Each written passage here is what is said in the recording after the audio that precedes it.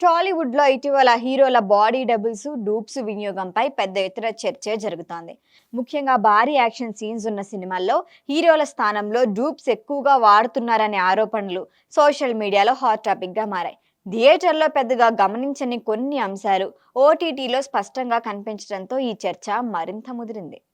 ఇటీవల pan India star Prabhas నటించిన the Raja Saab movie ఓటీటీలో విడుదలైన తర్వాత ఈ వివాదం పీక్కు చేరింది.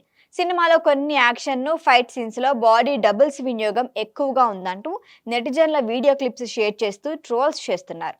ఇన్ని సీన్స్లో డూప్స్ అవసరమా అంటూ అభిమానుల నుంచే విమర్శలు రావటం విశేషం. థియేటర్లో మిస్ అయిన డీటెయిల్స్ ఓటీటీలో జూమ్ చేసి చూసే అవకాశం ఉండటంతో ఈ అంశం మరింత చర్చకొస్తోంది. ఈ నేపథ్యంలో ప్రభాస్ నటిస్తున్న కొత్త మూవీ ఫౌజీ టీం కీలక నిర్ణయం తీసుకున్నట్లుగా టాక్.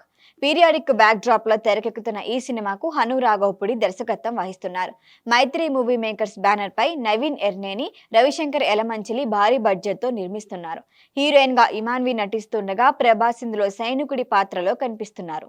సినిమాని అత్యంత రియలిస్టిక్ గా చూపించాలనే ఉద్దేశంతో యాక్షన్ సీన్స్ లో కూడా సాధ్యమైనంత వరకు ప్రభాస్ స్వయంగా నటించాలనే కండిషన్ పెట్టుకున్నట్లు సమాచారం.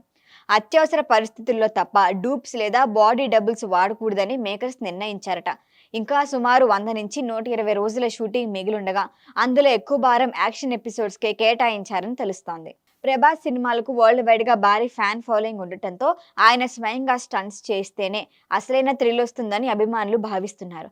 రాజాసాబు ట్రోల్స్ దృష్టిలో పెట్టుకొని ఈ నిర్ణయం తీసుకున్నారని ఇండస్ట్రీలో టాక్ వినిపిస్తోంది. అదే టైంలో ప్రభాస్ నటిస్తున్న మరొక భారీ ప్రాజెక్టు స్పిరిట్ టీం కూడా యాక్షన్ సీన్స్ లో హీరోకే ఫస్ట్ ప్రాధాన్యం ఇవ్వాలని డిసైడ్ అయినట్టు వార్తలొచ్చాయి. మొత్తానికి డూప్స్ వినియోగంపై వస్తున్న విమర్శలకు చెక్ పెట్టేందుకు ప్రభాస్ అప్కమింగ్ మూవీ టీం కఠిన నిర్ణయాలు తీసుకుంటారనే అభిప్రాయం కూడా వ్యక్తమవుతోంది. ఇక ఫౌజీలో యాక్షన్ సీన్స్ ఎలా ఉంటాయో, ప్రభాస్ ఎంత మెప్పిస్తారో చూడాల్సిందే.